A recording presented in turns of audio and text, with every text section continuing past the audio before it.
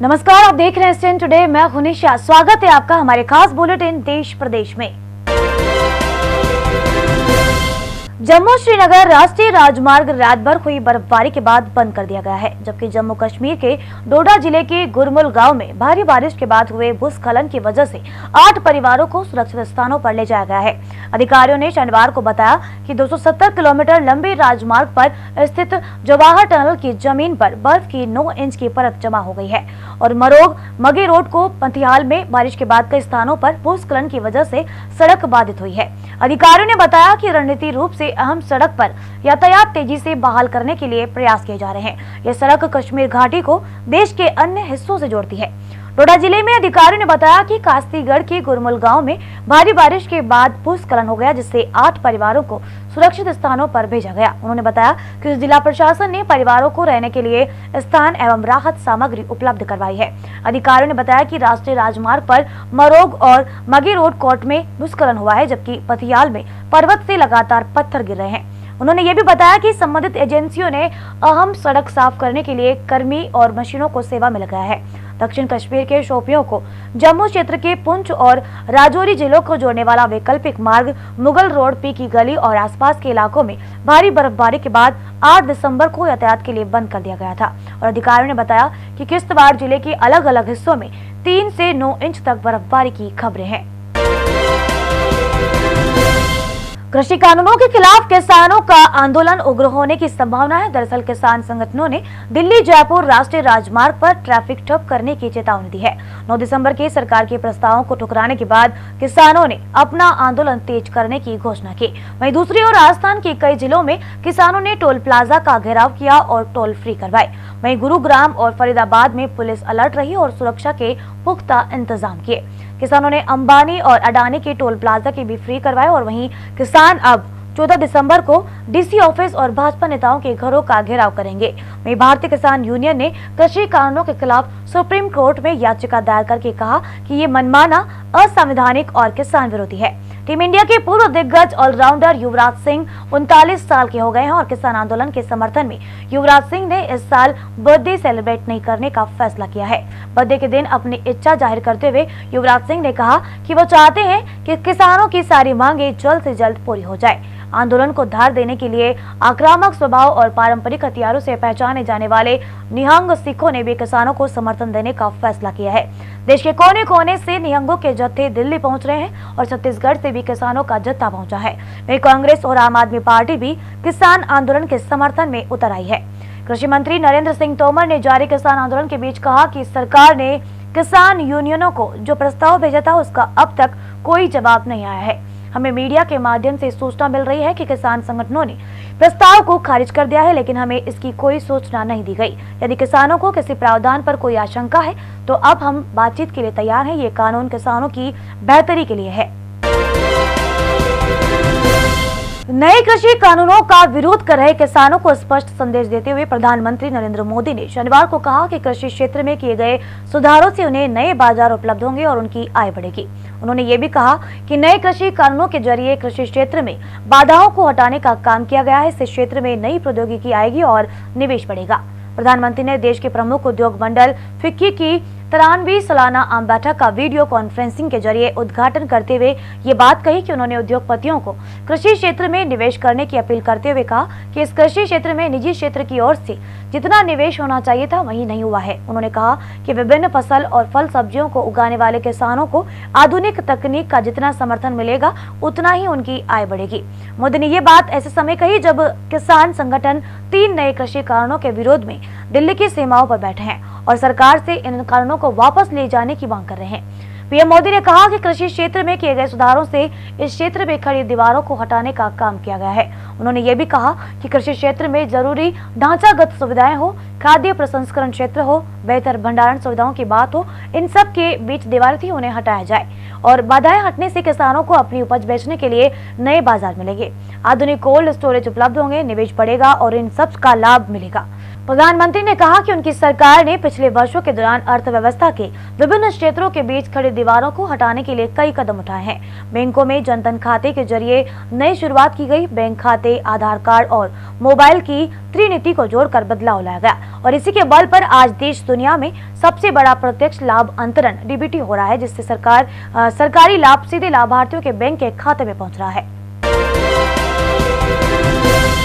कांग्रेस ने शनिवार को दावा किया है कि केंद्रीय कृषि कानूनों के खिलाफ प्रदर्शन के दौरान पिछले कुछ दिनों में 11 किसानों की मौत हो गई और इसके बाद भी केंद्र की भाजपा सरकार का दिल नहीं पसीज रहा।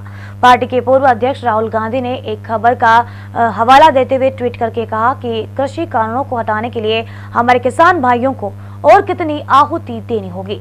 कांग्रेस के मुख्य प्रवक्ता रणदीप सुरजेवाला ने भी इसी खबर का उल्लेख करते हुए दावा किया कि पिछले 17 दिनों में 11 किसान भाइयों के शहादत के बावजूद निरंकुश मोदी सरकार का दिल नहीं पसीज रहा। उन्होंने ये सवाल भी किया कि सरकार अब भी अन्नदाताओं नहीं अपने धनदाताओं के साथ क्यों खड़ी है। देश जानना चाहता है राजधर्म बड़ा है या फिर राजहट। कांग्रेस के दोनों नेताओं ने जिस खबर का हवाला दिया उसके मुताबिक दिल्ली के निकट चल रहे किसानों के विरोध प्रदर्शन के दौरान पिछले कुछ दिनों में बीमार होने के बाद 11 किसानों की मौत हो चुकी है। भारतीय जनता पार्टी ने डायमंड हार्बर में पार्टी के राष्ट्रीय अध्यक्ष जेपी नड्डा के काफिले पर हुए हमले को सुनियोजित बताते हुए आरोप लगाया कि इससे पता चलता है कि पश्चिम बंगाल में कानून नाम की कोई चीज नहीं है। पार्टी के राष्ट्रीय उपाध्यक्ष मुकुल राय ने कहा कि हमले में भाजपा नेता जख्मी हुए हैं और उन्हें नड्डा इसीलिए सुरक्षित है क्योंकि वह बुलेट प्रूफ कार में थे। उन्होंने ये भी कहा कि हमले के बाद केंद्रीय गृह मंत्री अमित शाह ने उन्हें फोन किया था और उनके स्वास्थ्य के बारे में जानकारी ली थी। रॉय ने यह भी कहा कि मैंने गृह मंत्री शाह से कहा कि पश्चिम बंगाल में हालात ऐसे हैं कि कानून नाम की चीज नहीं है। राय घटना के समय मौजूद नेताओं में शामिल थे और तृणमूल कांग्रेस और अन्य पार्टियों के जिला स्तरीय कुछ नेताओं को भाजपा में शामिल कराने के लिए आयोजित किए गए कार्यक्रम के इत राय ने पत्रकारों से कहा कि नड्डा जी के काफिले पर हमला सुनियोजित था और हम सब ने इसका दंश झेला और चोटें आई। ईश्वर की कृपा से नड्डा जी सुरक्षित हैं क्योंकि अब वो बुलेट प्रूफ कार में थे और भाजपा के राष्ट्रीय महासचिव और बंगाल में पार्टी मामलों के प्रभारी कैलाश विजयवर्गीय भी उन लोगों में शामिल थे जिन्हें चोटें आई है और वो भी बैठक में मौजूद थे। राजस्थान की वसुंधरा सरकार में मंत्री रहे भाजपा के पूर्व वरिष्ठ नेता घनश्याम तिवारी की घर वापसी हो गई है। भाजपा मुख्यालय पर दोपहर 12 बजे भाजपा प्रदेशाध्यक्ष सतीश पूनिया ने उन्हें भाजपा की सदस्यता दिलाई। घनश्याम तिवारी का 19 दिसंबर को जन्मदिन है। ऐसे में भाजपा में उनकी वापसी को उनके लिए एक गिफ्ट के तौर पर देखा जा रहा है। साल 2019 में लोकसभा चुनाव से पहले भाजपा छोड़कर कांग्रेस ज्वाइन करने वाले तिवारी वसुंधरा राजे के घोर विरोधी रहे हैं। राज्य के विरोध के चलते ही उन्होंने न केवल भाजपा का दामन छोड़ा बल्कि अपनी नई पार्टी भारत वाहिनी बनाई थी और इसी पार्टी से उन्होंने साल 2018 में सांगानेर विधानसभा सीट से चुनाव भी लड़ा, लेकिन वो अपनी जमानत तक नहीं बचा सके थे। लोकसभा चुनाव से पहले मार्च 2019 में कांग्रेस के पूर्व अध्यक्ष राहुल गांधी ने जयपुर में एक रोड शो किया था। उसके बाद जयपुर की रामलीला मैदान में आयोजित एक जनसभा में घनश्याम तिवारी ने कांग्रेस ज्वाइन की थी। उनके साथ भाजपा नेता रह चुके सुरेंद्र गोयल पूर्व कैबिनेट मंत्री और जनार्दन गहलोत पूर्व कैबिनेट मंत्री भी कांग्रेस से जुड़े थे। तिवारी भाजपा के दिग्गज नेताओं में शामिल रहे हैं। पार्टी के कई अहम पदों पर उन्होंने काम भी किया है। वो 6 बार चुनाव जीतकर राजस्थान विधानसभा के सदस्य रहे।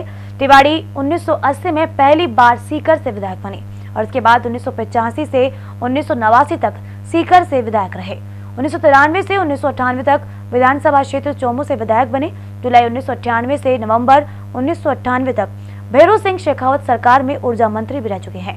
दिसंबर 2003 से 2007 तक वसुंधरा राजे सरकार में शिक्षा मंत्री की जिम्मेदारी उन्होंने संभाली। सीकर जिले के नीमका थाना के जेल की चौकी के पास एक तरफा इश्क में 3 युवकों ने फिल्मी अंदाज में बड़ी वारदात को अंजाम दिया। यहां दुल्हन को विदा करके ला रहे एक दूल्हे की कार पर युवकों ने फायरिंग कर डाली। वारदात में एक गोली दूल्हे की कनपट्टी के पास निकली और उसमें वही गंभीर रूप से घायल हो गया। वहीं दुल्हन को भी छर्रे लगे हैं। वारदात के बाद जब पुलिस आरोपियों को पकड़ने के लिए गई तो उन्होंने पुलिस पर भी फायरिंग कर डाली। जवाबी फायरिंग में एक युवक के गोली लग गई। हालत गंभीर होने पर पुलिस ने दुल्हा दुल्हन और बदमाशों को जयपुर रेफर कर दिया। झुंझुनू के 2 भाइयों की बारात नीमका थाना के हेमराजपुरा गांव में गई थी। शुक्रवार रात को यहां 2 सगी बहनों के साथ दोनों भाइयों ने 7 फेरे लिए।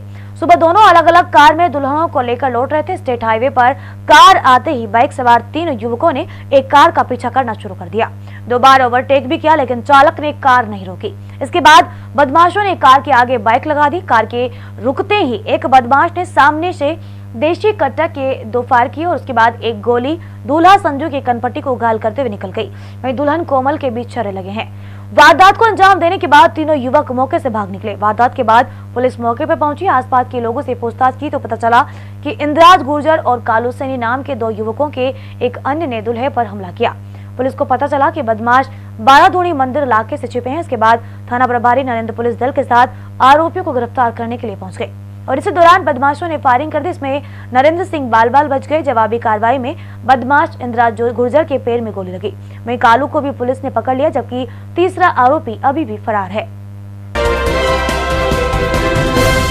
कोरोना के बीच उत्तर प्रदेश के डॉक्टरों को लेकर मुख्यमंत्री योगी आदित्यनाथ ने एक बड़ा फैसला लिया है। इसके मुताबिक पीजी करने के बाद डॉक्टरों को कम से कम 10 साल तक सरकारी अस्पतालों में नौकरी करनी होगी। स्वास्थ्य विभाग ने इसकी जानकारी देते हुए बताया कि अगर कोई बीच में नौकरी छोड़ना चाहता है तो उसे 1 करोड़ रुपए की धनराशि जुर्माने के तौर पर यूपी सरकार को भुगतान करना होगा। नई गाइडलाइन के अनुसार पढ़ाई पूरी करने के बाद डॉक्टर को तुरंत नौकरी ज्वाइन करनी होगी। इसके अलावा पीजी के बाद सरकारी डॉक्टरों के सीनियर रेजिडेंसी में रुकने पर भी रोक लगा दी गई है। नए नियम में कहा गया है कि विभाग की ओर से इस संबंध में आरापति प्रमाण पत्र जारी नहीं किया जाएगा। गाइडलाइन के मुताबिक अगर कोई डॉक्टर बीच में ही पीजी छोड़ देता है तो उस पर 3 साल के लिए रोक लगा दी जाएगी। इन सालों में स्टूडेंट्स दोबारा एडमिशन नहीं ले सकेंगे। इससे पहले शुक्रवार को देश भर में डॉक्टरों ने हड़ताल की थी और इसी की वजह से आयुर्वेद छात्रों को सर्जरी करने की अनुमति मिलना बताया गया था।